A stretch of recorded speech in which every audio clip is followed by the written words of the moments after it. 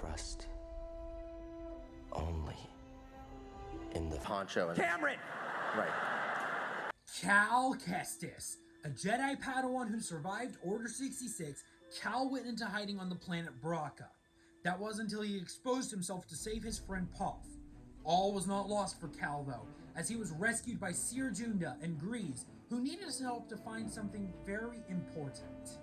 Whoever you are, you have passed the test I left behind and gained access to the vault and this recording, one of many encrypted logs stored in the droid.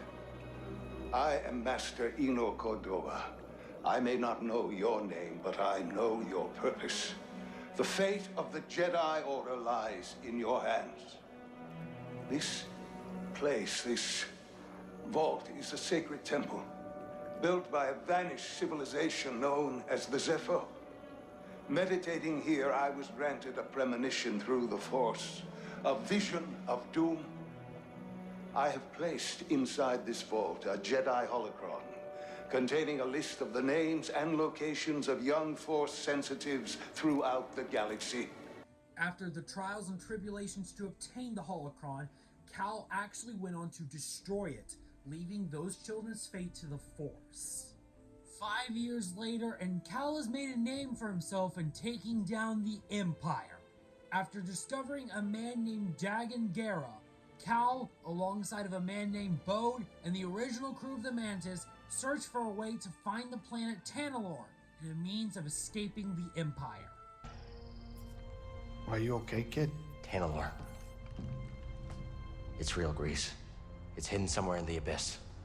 Oh, that's impossible! The Abyss eats any ship that gets too close! The Republic found a way through hundreds of years ago.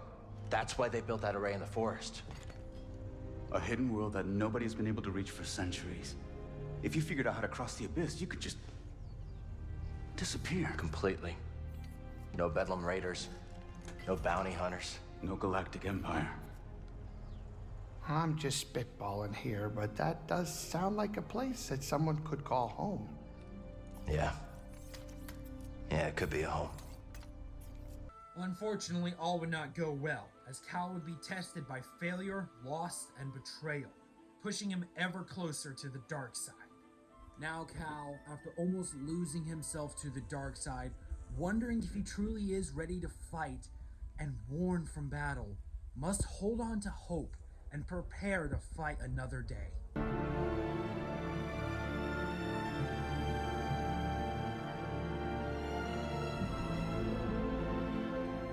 You saved my life on Bracca.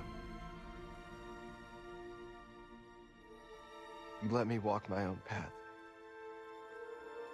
when I needed to.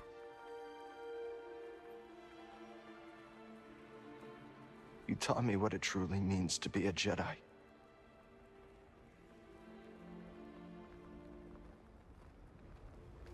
Now you're gone.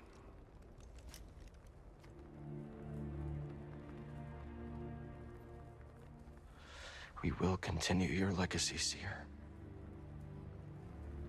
We will build something that can outlast the Empire. I promise you that. I promise.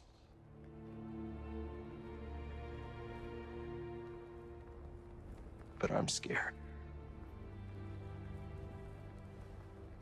I almost lost myself.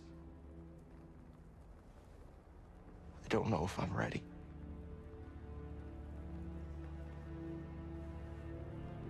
I don't know if I'm ready for what comes next. Cal quite quickly rose into being one of my favorite, if not my absolute favorite, Star Wars characters.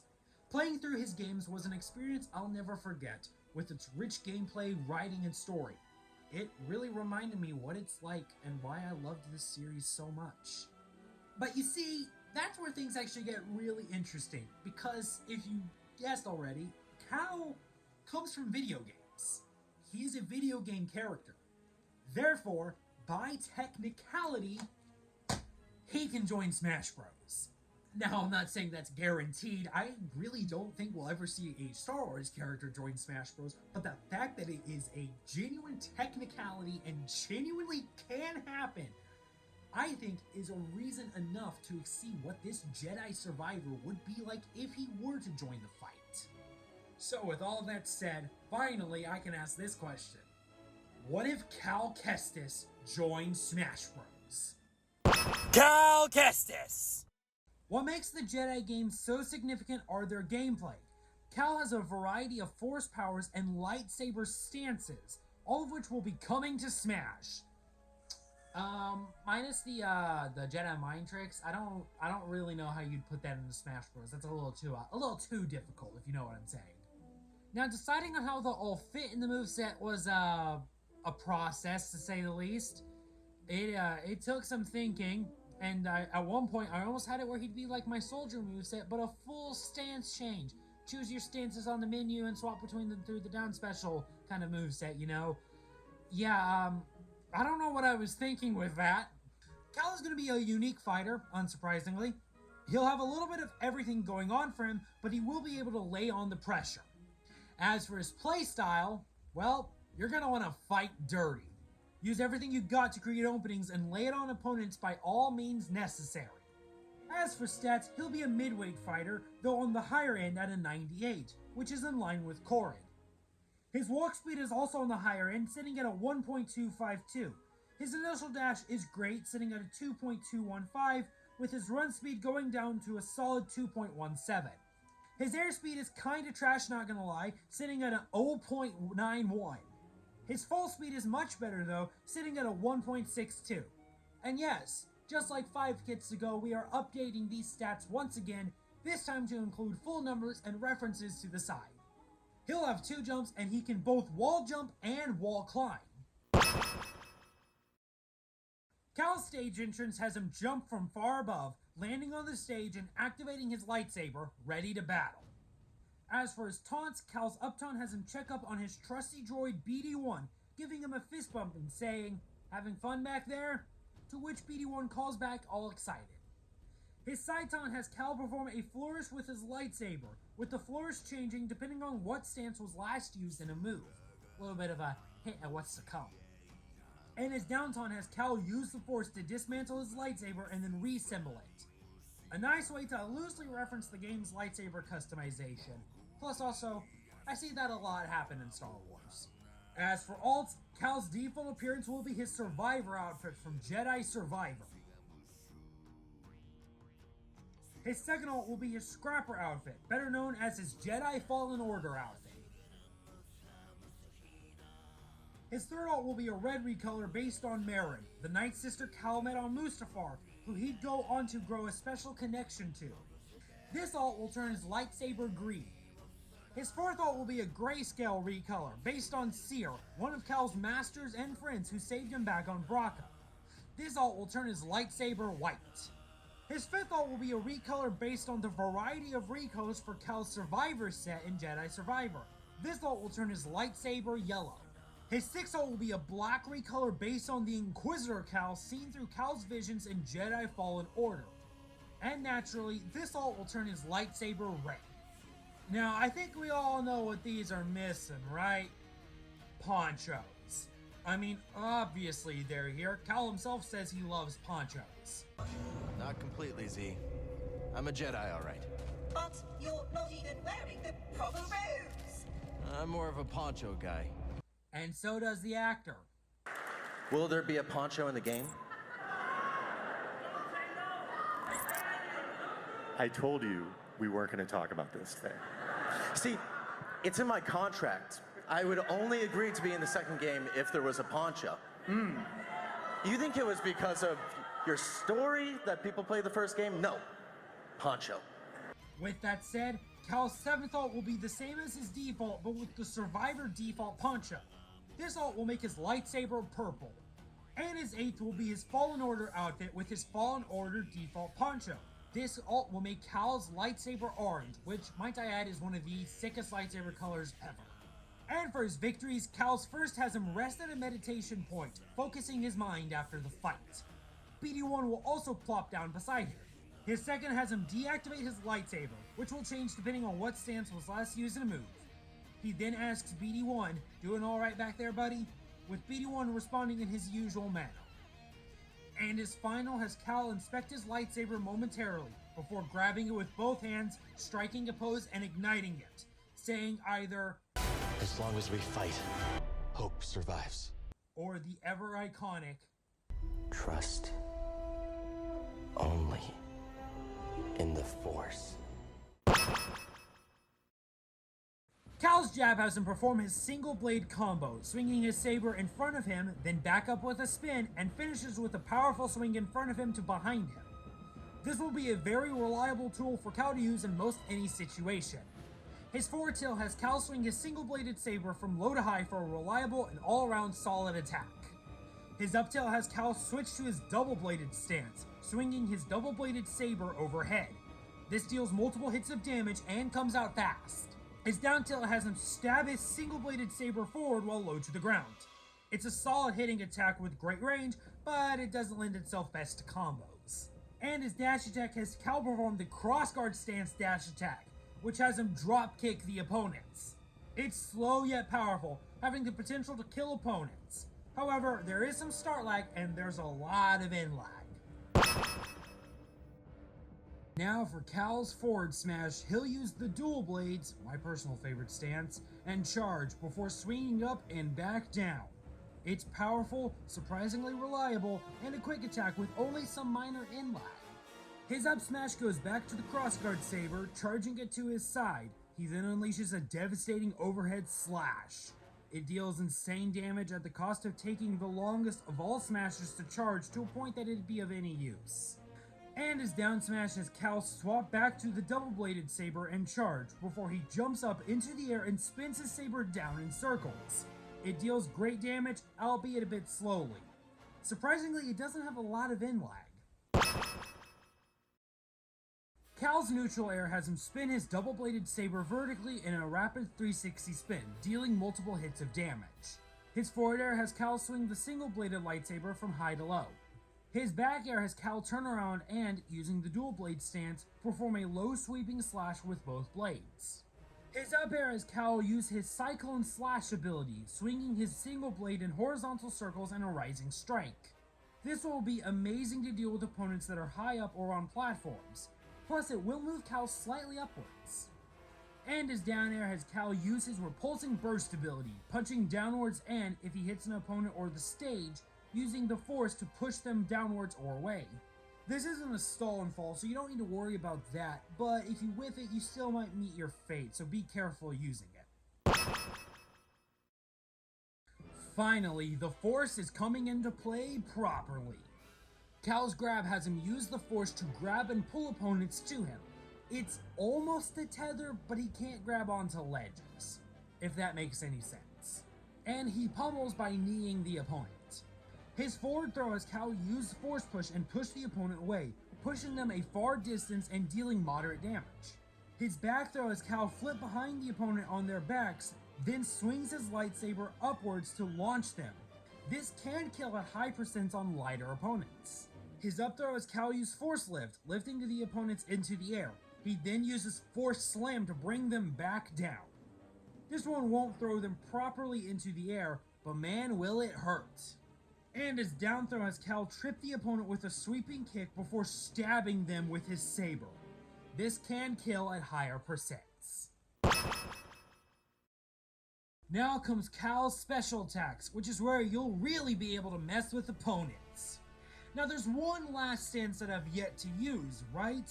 Well, for Cal's neutral special, he'll use just that, the blaster shot. For his neutral special, he wields a gun. Cal pulls out his blaster and fires it. Normally it's just a standard projectile that does weak damage but can be spammed. If you charge it though, you'll get a charge shot, which is a bit slower but deals way more damage. It's effectively the Samus neutral special. All this said, the charge shot will be better close range, which can lead Cal to some nasty follow-ups. Blaster shot is a simple yet potentially nasty and powerful move. Now what could be Cal's side special? How about a good old-fashioned lightsaber throw? Cal takes his lightsaber and throws it, which will come back to him after a second or so of being out. It deals a solid amount of damage.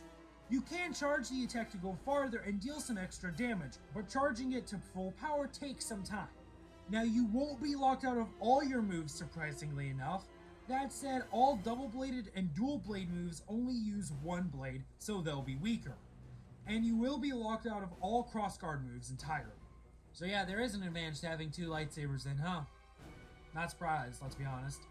Lightsaber throw is a strange move, granted, but it could mess with opponents if they aren't careful. Now for his up special, I could do the thing that the Inquisitors do.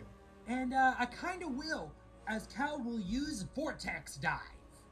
Cal performs a jumping dash with his double-bladed saber spinning out in circles in front of him. It does a solid amount of damage and moves Cal far, but it does have some in-lag. This can be used in any direction, whether that be from side to side or up and down. When airborne, it'll look a little bit more like his Rising Storm ability though. Either way, it's gonna look at least a little goofy. If used in the air though, it will put Cal in a free fall. Vortex Dive will be a fun, yet dangerous recovery. Not for Cal though, for those who are fighting him. Despite being my favorite stance, I've only used the dual blade stance twice in the moveset. So for Cal's down special, let's use my personal favorite move from the dual blade moveset and one that felt very fitting for Cal's actual Smash moveset. Focused Parry. Cal takes his dual sabers out and uses the force to levitate them, with an aura of blue around him. If you let go of B, a set amount of time passes, or if you're hit with a melee attack, Cal will react and perform a flurry of attacks with the dual sabers. It's quick and pretty damn powerful, but it does have a lot of in-lag if you use it as a counterattack. Otherwise, you're gonna be fine. It can also lead to a good opening for combos, or messing up an opponent with something else, like a neutral special or throw to the face. It's not a standard counterattack, but Focus Parry can mess up opponents and change the tides in your favor. All in all, Cal's specials are a wild bunch, fitting for a Jedi like Cal. But now let's move on and finish this off with Cal's final smash. You ever get to the part of a game and know exactly what a character's final smash would be? Yeah, that's what happened with Cal.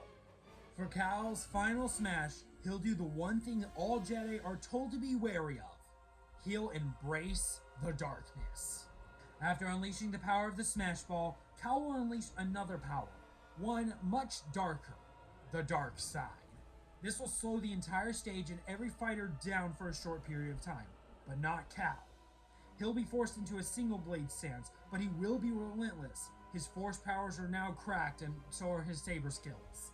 It's essentially going to be a playable version of characters like Cloud, Greninja, or Sheik's final smash, just for reference sake.